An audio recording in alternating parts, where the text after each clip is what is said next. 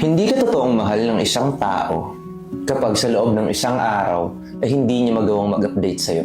Kasi ang pag-update sa isang tao, it will only take 10 to 20 seconds. Sa loob ng isang minuto, mayroong 60 seconds. Sa loob ng isang oras, mayroong 60 minutes. Sa loob ng isang araw, ay mayroong 24 hours.